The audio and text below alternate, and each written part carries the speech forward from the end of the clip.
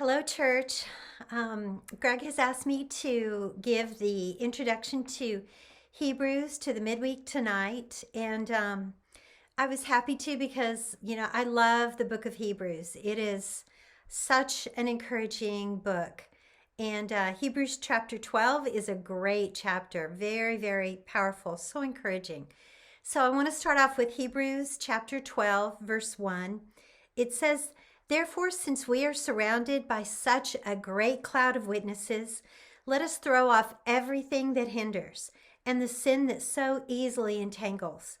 Let us run with perseverance the race marked out for us, fixing our eyes on Jesus, the pioneer and perfecter of faith.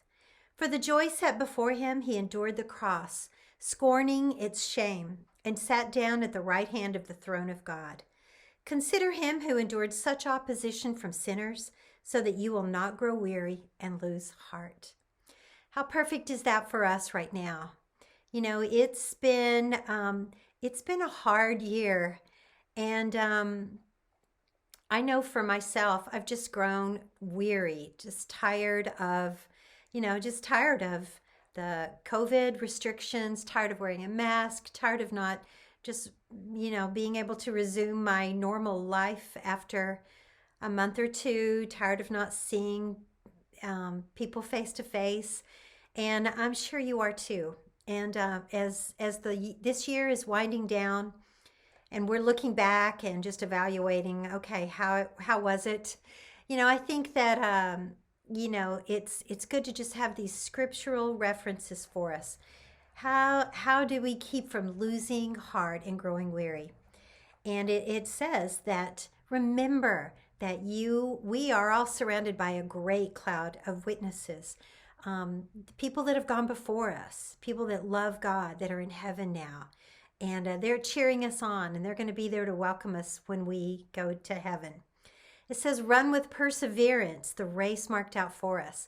I was never in track, but I love this visual image of a track.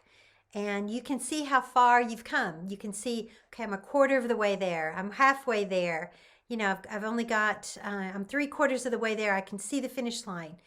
And so encouraging that we are all going to make it. We're all going to finish the race. We are all going to be winners and be with God someday. Jesus has pioneered, perfected the way for us. We just need to keep our eyes on Jesus, because he did set the example for us. When he endured the cross, it says he scorned the shame. And Jesus is our example in every way. He was so strong. And this chapter, to me, more than anything, says, be strong, toughen up. Just throw off anything that's hindering you, any sin that's entangling you, me, anything that's holding us back from running our race. Throw it off. It says on down in the next set of scriptures in part B, it talks about discipline and faith. And I used to not like these verses at all, because I definitely don't enjoy hardship. I don't like hard times. I don't like discipline. I had a very sweet, kind, earthly father, but and he disciplined us at times. And I can't now, looking back as an adult, I'm grateful for it. And I look back at the hard times as a Christian, the way that God disciplined my life. And I can say now I'm grateful for it, because I'm a better person because of it. I have a stronger character. I would be just spoiled without discipline and hardship and having to struggle through some things and persevere and just keep. I remember days, even years, when you feel like you're just putting one foot in front of the other. You keep going, because it's the right thing to do, but it's just not easy. And those times are really good for us. So, it says in the end, discipline produces, in verse 10, discipline produces a harvest of righteousness and peace by those who accept it and are trained by it. And that's what it feels like. Peace, righteousness. There's no better feeling than those. To know that, okay, I've accepted, what God wanted me to learn. I've learned from my mistakes. And it says in verse 12, be unshakable, strengthen your feeble arms and your weak knees, make level paths. At times when I was really struggling, I would read that verse and I would just tell myself, get tough, you can do this, be strong.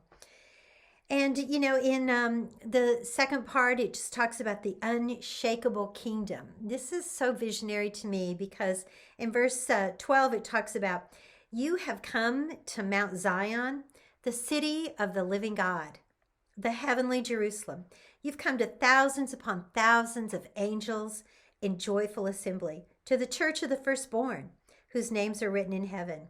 You've come to God, the judge of all, to the spirits of the righteous made perfect, to Jesus, the mediator of a new covenant, to the sprinkled blood that speaks a better word than the blood of Abel.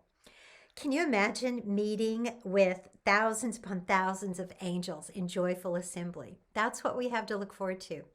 A couple times in my life I've met in big assemblies or big church services. Once was years ago, like 20 years ago in the Rose Bowl. That was really cool.